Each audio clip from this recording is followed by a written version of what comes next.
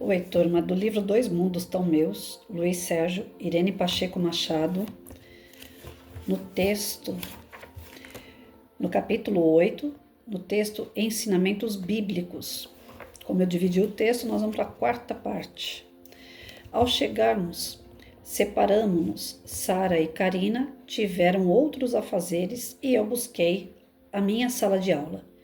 Ali, olhando o teatro vivo, pensava: meu Deus, que bom seria se no plano físico existisse uma faculdade da fé, onde os homens se interessassem em aprender as Escrituras, um lugar onde não se falasse em religião, e sim das coisas de Deus.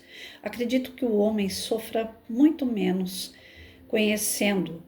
Não, acredito que o homem sofra muito porque conhece pouco Deus. Olhei a plateia, atenta, que ia fazendo as perguntas. Zacarias, capítulo 3, versículo 8. Ouve, ó Josué, sumo sacerdote, tu e teus colegas que habitam junto de ti, porque são homens que simbolizam o futuro. Eis que farei vir o meu servo Oriente. Resposta: é o Cristo, o enviado do Pai. Servo Oriente, no hebraico, servo quer dizer o rebento, renovo, palavras que indicam o mestre. Por que a visão do candelabro em Zacarias capítulo 4, versículo 2? Vejo um candelabro todo de ouro, que tem uma lâmpada no alto do seu tronco principal, 7 lâmpadas sobre seus braços e 7 canais para as lâmpadas que estavam no alto do candelabro. Resposta: candelabro, o Evangelho, templo da doutrina do Cristo. As 7 lâmpadas representam a divisão do Novo Testamento. As 4 primeiras lâmpadas, os 4 evangelistas. A quinta, o Ato dos Apóstolos. A sexta, as epístolas. A sétima, o Apocalipse. A luz do alto, o Messias, que também viveu as Escrituras. Zacarias capítulo 5, visão do livro volante. Voltei-me, levantei os olhos e pus-me a olhar, e eis que vi um livro que voava. Resposta: um livro que voa, o qual tem 20 côvados de comprimento e 10 de largura?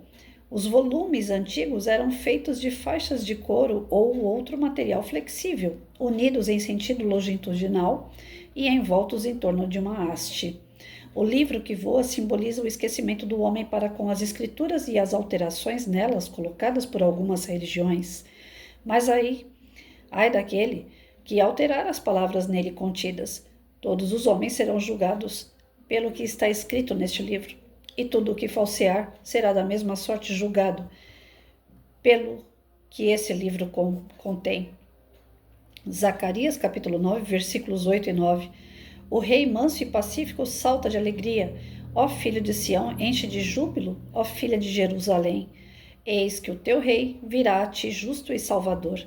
Ele é pobre e vem montado sobre uma jumenta e sobre um potrinho da jumenta. Resposta: escuta, Jerusalém, para que acolha seu rei, que vem montado no jumento. Profecia que se realizou com Jesus. Zacarias capítulo 10, versículo 4. De Judá sairá o ângulo dele, o estaca, dele o arco de guerra, dele todos os opressores. Resposta: Cristo, pedra angular, estaca, seus discípulos, o arco de guerra, a traição de Judas. Os opressores, Anás, Caifás, Pilatos e Herodes. Desliguei a minha cadeira e saí pesaroso porque não dispunha de mais tempo, outros trabalhos me esperavam. Reencontrei meus amigos no jardim e fomos até o salão nobre receber instruções e orar. Ao sairmos de lá, Sara perguntou-me: gostou da aula? Excelente. Estamos chegando ao Novo Testamento e fico deslumbrado com a mediunidade de Zacarias. As religiões teimam em não aceitar a doutrina espírita quando ela está contida nas Escrituras. Saímos do salão de conferências falando nas Escrituras quando encontramos Dr. Joaquim, Dr. Paulino. Perguntamos por Lauro e eles nos falaram: vocês podem levá-lo para o departamento do trabalho, já está na hora dele ter uma ocupação. Agradecemos e ainda perguntamos: e os garotos que socorremos como estão? Recuperando-se lentamente. Despedimos-nos e ganhamos a enfermaria de Laura.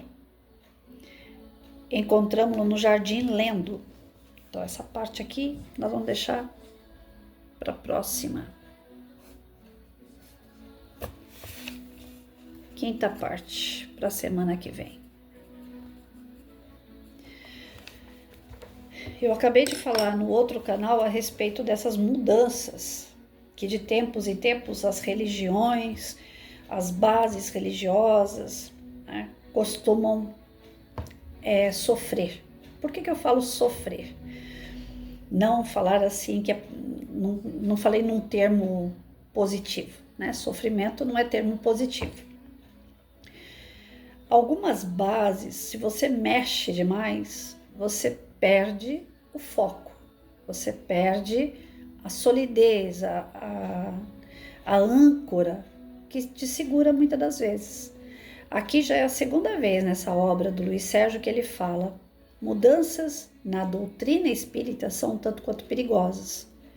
Se chegou até nós a codificação da forma que chegou, ela serve como um roteiro, ela serve como uma bússola para o nosso comportamento ético-moral, para que a gente possa alcançar uma evolução espiritual. Ou seja, ela é tão sólida que realmente ela não deve, de maneira nenhuma, ter a sua transformação ou adequações, como diz os novos autores, como diz os novos oradores, escritores, pessoas que debatem sobre a doutrina espírita. Algumas pessoas que estão dentro do grau maior, porque nós também sofremos uma hierarquia, né? Pessoas que estão em grau maior, que estão organizando livros, que estão editando livros, essas pessoas têm algumas tendências particulares. E são pessoas que, por mais que sejam intuídas por espíritos, não estão também livres de obsessores, livres de algumas infiltrações de espíritos menos esclarecidos. Então, quem me garante que algumas adequações, como eles costumam utilizar o termo, sejam de fato algo bem-vindo para nós? Algum tempo atrás, eu não sei como é que eu vou utilizar o nome sem me comprometer, mas determinado órgão da doutrina espírita, né, da doutrina espírita não, mas do espiritismo, da propagação do espiritismo, houve algumas reformulações, inclusive, dentro da obra kardeciana, dentro das obras do Chico Xavier. Tiraram palavras ditadas por espíritos para colocar palavras que se assemelhassem a elas, que fosse mais dentro do contexto atual que nós vivemos, mas que acabou caindo numa intencionalidade diferente da original. Então ele coloca aqui que seria muito importante as pessoas estudarem o fator não religioso, mas como que eu posso utilizar o nome? Você estudar essa reforma moral, você estudar os ensinamentos que são o código de conduta e de ética, de princípio, que já foi ditado desde o Velho Testamento e que, querendo ou não, o Espiritismo estava ali. Algumas pessoas querem tirar o Espiritismo das obras bíblicas, e ele estava ali. Nós sabemos que o Espiritismo existe desde que o mundo é mundo. A codificação kardeciana veio depois, através de Allan Kardec. Ele colocou em escrito o que já ocorria na prática, né? Como a gente já falou aqui, Jesus espantava espíritos do mal, curava pessoas, através do quê? Do espírito, da sua essência. Então, o espiritismo existe desde que o mundo é mundo. Antes mesmo de Jesus, Moisés recebeu 10 mandamentos de Deus. Ora, ele era um médium, Deus não falou diretamente a ele por ele não ser um espírito totalmente puro, mas espíritos superiores sim, enviaram para ele as mensagens que ele recebeu. As mensagens bíblicas, elas têm um amparato espiritual. A primeira leitura que eu fiz aqui, eu não entendi nada. Aí vem a tradução, vem o entendimento. Aos olhos nossos, né, de pouca fé, de pouco entendimento, a gente bate o olho nas escrituras antigas, a gente realmente fica perdido. Precisa de uma tradução, vamos dizer assim, né? Mas essas traduções, elas são perigosas, porque cada um puxa a sardinha para onde quiser. Aquele que quiser ofender o espiritismo, a doutrina espírita, vai pegar esse trecho que eu li aqui e usar contra a doutrina. Onde é que está escrito doutrina espírita aqui? Onde é que está escrito espiritismo aqui? Né? Ele vai puxar a sardinha para o lado dele. Cada um vai pegar a obra escrita e puxar a sardinha. Quem escreveu? Não foi Deus. Quem escreveu? Não foi Jesus. Quem escreveu foi o homem, que recebeu da espiritualidade dentro da sua grandeza espiritual, recebeu da espiritualidade que estava sintonizada a ele, a escritura. E a gente só sabe que o que está escrito na Bíblia é algo verdadeiro porque não mudou com o passar do tempo. Tudo passou, mas as palavras não passaram. Então é algo verdadeiro, que prevalece ao tempo, ao espaço, a várias encarnações, várias situações. E está aqui a base. Agora, se essa base começa a sofrer transformações, ela deixa de ser base, ela deixa de ser verdade. Passa a ser questionada o tempo todo. E exigido desse questionamento, mudanças. E quanto mais mudanças, mais frágil fica. Uma casa que é alicerçada. Você vai construir sua casa. Você cava um buraco, você faz todo um alicerce e tal. Depois que você construiu sua casa, você vai lá mexer no seu alicerce? Você vai quebrar tudo de novo e falar, não, mas eu quero reforçar esse alicerce. O que vai acontecer com a sua casa quando você estiver mexendo com o alicerce? A casa cai. Ela vai sofrer rachadura. Ela vai sofrer transformações porque um cômodo ficou torto, porque um cômodo foi danificado. Então, alicerce, eu, pelo menos Patrícia, acredito que não se deve mexer. E aqui é onde ele coloca. Cadê? Vamos ler de novo essa parte para eu não ficar com uma opinião tão pessoal, né?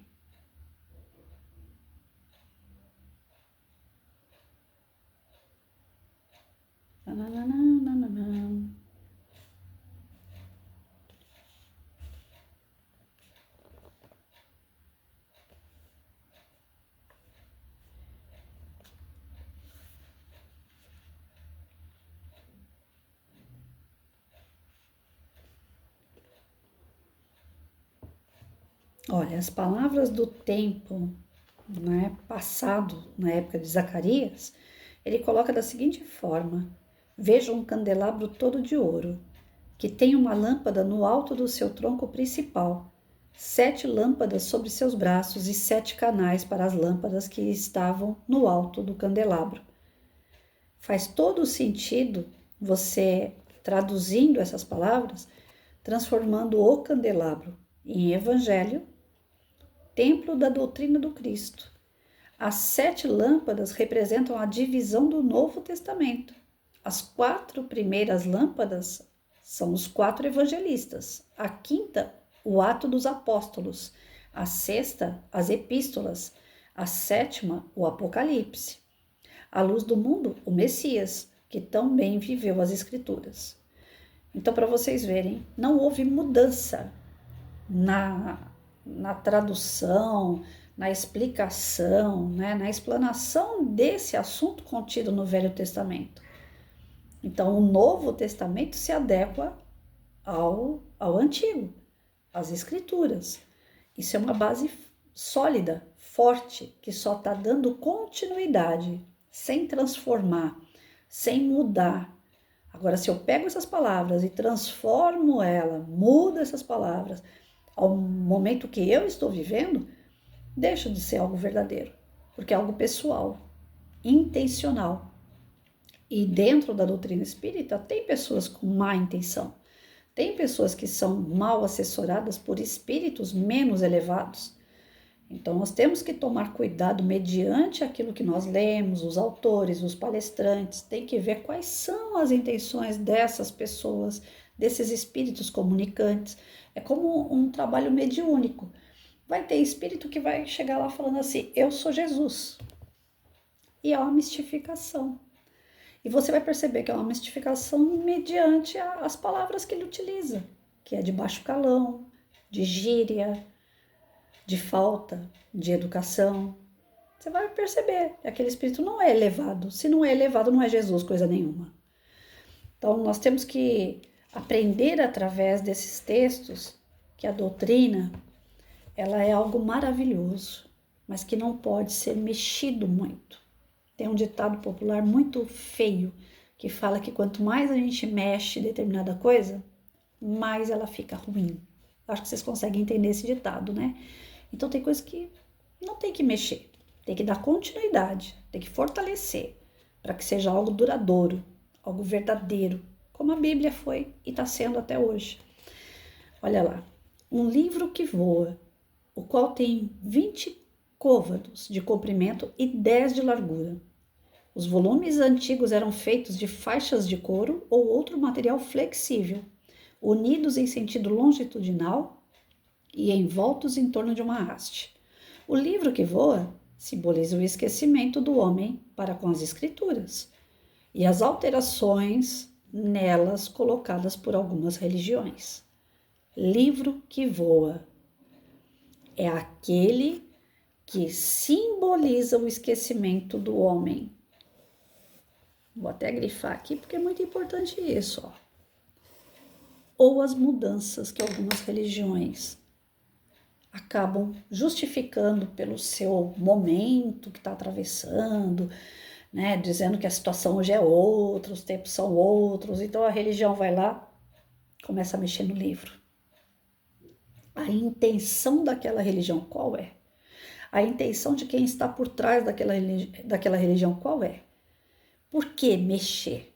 Por que transformar? Por que não apenas aprender? Se aquilo não fosse algo correto, algo certo, por que duraria todo esse tempo?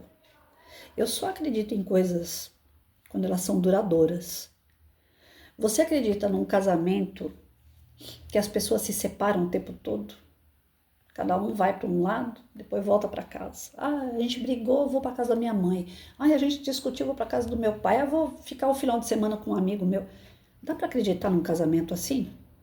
Ou você acredita num casamento onde as pessoas discutem, têm seus problemas, seus perrengues, mas sentam junto e resolve? Ou seja, não colocou mais nada no meio do casamento. São eles e eles ali. Um pelo outro. Coisa sólida, que ninguém mexe. É isso. Não é que a gente tem que ficar dentro de uma caixinha quadradinha e só olhar ali para frente. Algumas pessoas vão dizer isso, né? Mas o ideal de um fortalecimento de fé é que você acredite naquilo, você siga aquilo. Porque se você ficar buscando muito em vários lugares, vários pontos de vista, hoje eu penso assim, ontem eu pensava assado, amanhã eu quero pensar... Gente, você não vai pensar em nada. Não vai ter fé em nada. Então, nós estamos desenvolvendo ponto a ponto de como fortalecer a nossa fé. E fortalecer a nossa fé baseado nas escrituras, buscando dentro delas conhecimento, algo que já deu certo. Não é algo que nós estamos testando, não é uma receita que talvez vá dar certo. Não é uma receita que já fizeram e já deu certo. Basta a gente seguir. Já está mastigadinho. É só seguir. Você não tem que fazer teste. Então, todas as obras sérias dentro da codificação, elas vão apontar para a gente que o que importa é refletir, o que importa é você ficar, né, testando com você mesmo se aquilo cabe para sua vida, se aquilo é bom para te engrandecer, para que você possa evoluir, para que você possa, perdi a palavra agora, evolua, que você possa crescer como pessoa, como ser, como espírito. Se isso realmente te faz bem, você está no caminho certo. Agora, se você ficar dentro desse questionamento com mais dúvida, não está te fazendo bem, vá procurar algo que te faça bem. Eu não estou aqui para convencer as pessoas a ser espírita. Eu não estou aqui para convencer pessoas a seguir cegamente as leituras e escrituras espírita. Mas eu estou aqui como prova de uma pessoa que tem pouca fé e que busca no dia a dia fortalecer essa fé. E o caminho que eu tenho encontrado para fortalecer a pouca fé que eu possuo, que eu tenho, é fazendo sentido quando eu pego uma leitura que complementa a outra, que prova que a leitura anterior estava certa, sabe? Agora, se eu ficar buscando muitas verdades, eu vou ficar sem verdade nenhuma. Então, pelo meu exemplo, é onde eu levo isso às pessoas. Falo, cuidado com isso, né? Não começa a mexer em muita coisa. Procure um único fio e caminhe em cima daquele fio, né? Às vezes as pessoas querem trabalhar dentro da casa espírita em 1000 serviços ao mesmo tempo. Ah, eu quero ser palestrante, eu quero fluidificar água, eu quero dar passe, eu quero ser evangelizador, eu quero limpar o banheiro do centro. No começo tudo lindo e maravilhoso, dá conta de tudo. Daqui a pouco, eu vou largando esse serviço aqui, aquele ali tá muito pesado para mim, minhas costas doem, não dá mais para ir lavar a privada. Esse final de semana não dá. Eu tenho visita em casa. Quando vê, a pessoa saiu do centro, porque ela fazia tanta coisa ao mesmo tempo que ela cansou rápido. Não faça muita coisa, não estuda muita coisa, não queira saber muita coisa. Vá de pouquinho em pouquinho. Reflete, pega um trecho desse texto que eu acabei de ler, um trecho, e reflete sobre ele. Não precisa tudo. Tem um livro que eu leio de sábado, que ele é muito voltado para autoestima, para reforma íntima, que é do Ronel Álvares Barbosa. E dentro desse livro eu vi assim, que ele funciona mais ou menos do tipo Minutos de Sabedoria, do C. Torres Pastorino. Ele não é um livro para você pegar um texto inteiro, que é grande, ler o texto todo e falar, olha, eu aprendi isso, isso e isso sobre o texto. Ele não é um texto para isso. Ele é um texto para você degustar parágrafo por parágrafo. Eu estou com esse livro desde o ano passado, fazendo leitura de sábado. E toda vez que eu posto 2 minutos de uma leitura, de um parágrafo, de 2 parágrafos desse texto dentro dessa obra, ele dá muito mais visualização do que estudos como esse aqui. Que mesmo que eu divida e tal, não é um livro motivacional, não é um livro de reforma íntima.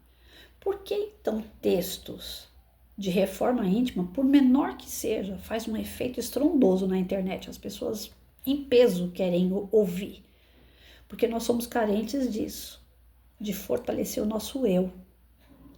Aí se eu for para uma religião, se eu for para um centro espírita buscar dentro da codificação kardeciana o fortalecimento, e aí eu vou lá e assisto uma palestra num outro centro, que é espírita, mas que não me fortalece as obras kardecianas, eu não vou ficar perdido no meio desse processo? Não vou. Então, a doutrina espírita, ela é maravilhosa, mas ela está tendo um problema, pelo que eu tenho percebido. Pessoas estão querendo reformular, adaptar, melhorar para os novos tempos uma linguagem, umas mensagens que não condiz com a obra original, com as orientações originais estruturadas pelos espíritos da verdade. Então nós temos que abrir a mente em relação a isso. Não é fechar, não é seguir a doutrina à risca, sem olhar para os lados, se refletir, até porque a doutrina é filosofia. Filosofia, ciência, religião. A doutrina jamais vai falar assim, você não pode pensar. Pensar você pode. Agora, como ser atrasado moralmente que nós somos, O direito de pensar nós temos, o direito de falar aos outros o que nós pensamos, às vezes a gente corre o risco de falar abobrinha. Eu corro o risco de falar abobrinha aqui. Eu corro o risco de dar opinião de coisas que não tem nada a ver. Outros que são mais desenvolvidos que eu acham que não vão falar abobrinha e vão falar também. Nós somos seres inacabados. Nós corremos riscos de querer transformar coisas que nós não temos aptidão ainda para isso. Como que, vamos lá, um exemplo, o pedreiro. Um pedreiro está ali, mão de obra. Mas como é que ele pode desenhar uma casa? Ele tem aptidão para isso? Ele tem o conhecimento específico para isso? Ele tem a estrutura para isso? Ele tem a prática. Ele vai lá e constrói uma casa todinha, do jeito que o engenheiro, o arquiteto mandou. O arquiteto, o engenheiro, senta com o pedreiro e fala, eu quero assim, assim, assado. Ele só vai lá e faz. Mas ele não pode pular o conhecimento do arquiteto e ele construir uma casa por si só.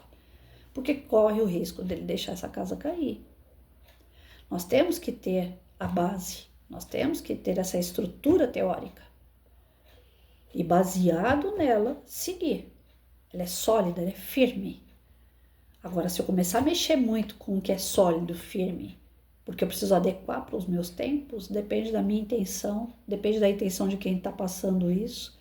Algumas reformulações aí podem tirar a estrutura. Tirou a estrutura, o resto cai. Nós corremos o risco de perder a doutrina espírita, porque pessoas estão querendo adaptar a doutrina para os meios de hoje, e o que é pior, utilizando o nome do Allan Kardec, utilizando o nome do Chico Xavier, dizendo que estes são um só, e que eles, em espírito, são um, né? É um só ser, que está dizendo para a gente assim, que de tempos em tempos tudo tem que mudar. Se mudar as obras, perdemos a nossa essência, perdemos a nossa base, a parte sólida que nos segura, que nos estrutura para desenvolver o espírito.